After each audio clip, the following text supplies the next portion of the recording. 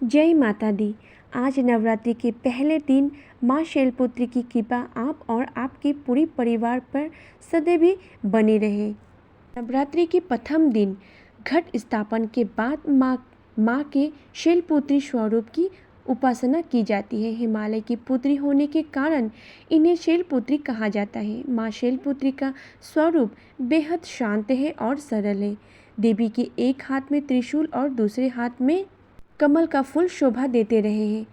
नंदी बैल पर सवार माँ शैलपुत्री को विश्वरूपा और उमा के नाम से भी जाना जाता है। माँ शैलपुत्री को लेकर एक प्रचलित कथा भी है।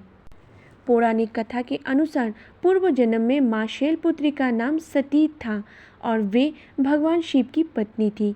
एक बार सती के पिता प्रजापति दक्ष ने एक यज्ञ करवाया और उसमें तमाम देवी देवताओं को शामिल होने का निमंत्रण भेजा।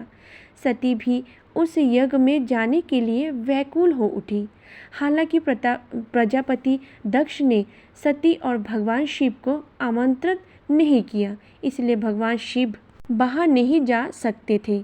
भगवान शिव ने सती से कहा कि प्रजापति दक्ष ने उन्हें आमंत्रण नहीं दिया है, इसीलिए वहां जाना उचित नहीं है। लेकिन सती नहीं मानी और बार बार यज्ञ में जाने का आग्रह करती रही।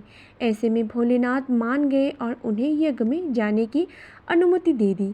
सती अब अपने पिता प्रजापति दक्ष के यहाँ पहुँची तो उन्होंने देखा कि वहाँ न तो कोई उनका आदर कर रहा है और ना ही कोई प्रेम भाव से मेल मिलाप कर रहा है। सती की माँ को छोड़कर सभी ने उनसे मुंह फेर लिया है। यहाँ तक कि उनकी सगी बहनों ने भी उनका उपहास उड़ा रही थी। उनके पति महादेव का तिरस्कार कर रही थी। स्वयं प्रजापति दक्ष ने भी उनका अपमान किया था। सती सबका ऐसा रवैया बर्दाश्त नहीं कर पाई और अंतर से बहुत दुखी हो गई।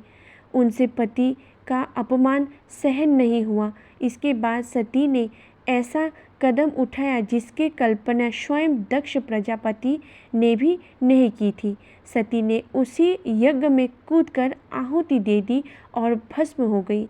उन्होंने अपने प्राण त्याग दिए। जिसे भी भगवान शिव को ये बात पता चली, वे क्रोधित हो गए। उनके गुस्से की ज्वाला ने यज्ञ को ध्वस्त कर दिया। कहते हैं कि सती ने फिर हिमालय की पुत्री के रूप में जन्म लिया और वहां जन्म लेने की वजह से ही इनका नाम शैलपुत्री पड़ा। नवरात्रि के प्रथम दिन माँ शैलपुत्री की पूजा की विधान है। पूजा के लिए उनकी चित्र या प्रतिमा को एक चौकी पर लाल या सफ़ेद वस्त्र बिछाकर स्थापित करें। माँ शैलपुत्री को सफ़ेद वस्तु बेहद प्रिय है, इसलिए माँ शैलपुत्री को सफ़ेद वस्त्र या सफ़ेद फूल मिठाई अर्पित करें।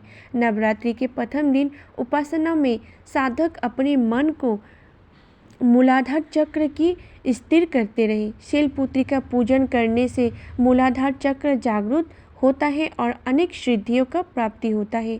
जीवन में समस्त कष्ट, क्लेश और नकारात्मक शक्तियों का नाश के लिए एक पान के पत्ते पर लौंग, सुपारी, मिश्र रखकर माँ शैलपुत्री को अर्पण करें।